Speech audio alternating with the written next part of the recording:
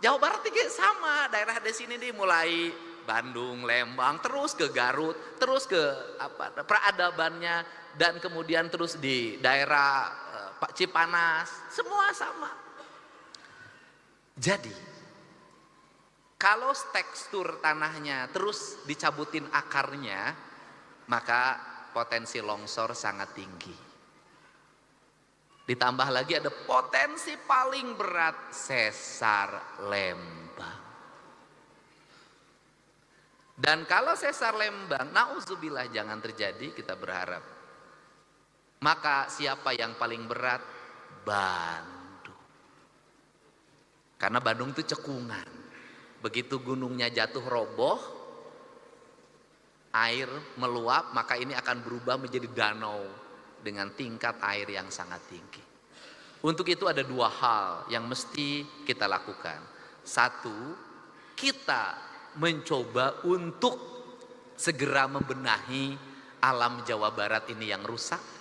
Yang kedua, setelah membenahi alam ini, setelah sungainya dinormalisasi, setelah pohon-pohonnya ditanam, setelah gunung-gunungnya dihijaukan, setelah kita melakukan ikhtiar-ikhtiar kemanusiaan, maka kita berpasrah pada Allah. Jangan berpasrah terus tanpa ikhtiar kemanusiaan. Nah, ini yang saya sampaikan, sehingga saya mengucapkan terima kasih. Sekolah-sekolah, dinas pendidikan harus mulai dirumuskan kurikulum yang paling utama kita hari ini. Download aplikasi Lala Move sekarang. Bukan lagi ngajarin anak-anak menggunakan gadget. Nggak usah diajarin anak-anak kita lebih pinter dari kita. Nggak usah diajarin anak-anak kita menggunakan HP, laptop, udah lebih pinter dari kita. Yang harus diajarin anak-anak kita hari ini adalah kembali sekolah, bukan hanya ruang kelas yang digunakan, tetapi luang alam terbuka sebagai basic pembentukan pendidikan.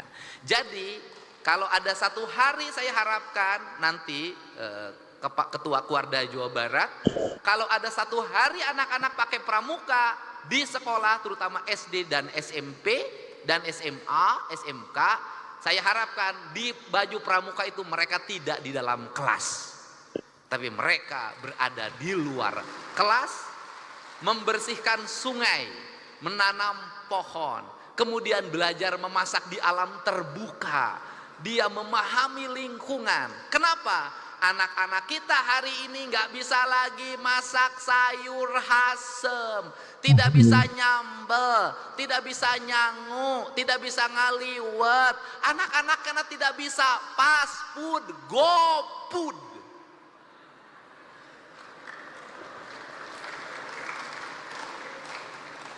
Dan saya katakan, saya bukan menakut-nakuti. Kalau anak-anak kita mengkonsumsi makanan-makanan kelas rendahan, umurnya terbatas, penyakitnya banyak. Anak kita nggak lagi pagi-pagi minum teh manis pakai gula aren, nggak ada, langsung kemasan berwarna, kemudian bergula, bersoda, sehingga umur 18 tahun banyak yang gagal ginjal, umur 20 tahun kena diabetes. Orang lain seneng lihat kita, seneng. Kenapa? Generasi muda Indonesia lemah. Kenapa mereka seneng? Kekayaan alamnya melimpah. Dan di negara yang kekayaan alamnya melimpah, negara itu harus hati-hati karena dia bidikan banyak orang. Untuk itu saya ini yang menegaskan kembali lagi, karena pramuka itu ngajarin itu semua. Dan yang berikutnya lagi pesen, kalau perkemahan-perkemahan harus dihidupkan lagi, kerjasama TNI Polri menjadi pembimbingnya. Kenapa? Saya masukin mereka ke barak militer, terbentuk. Bisa baris, bisa upacara, bisa jadi paskibra. Si Egi wae nu ngacapruk rada hidang. Ini manfaatin KDD, Kak Herman. Jadi saya ingin nanti yang dikirim ke barak marinir, ke barak TNI AU, ke barak TNI Angkatan Darat, anak-anak sudah berbaju pramuka. Pendidikannya di situ.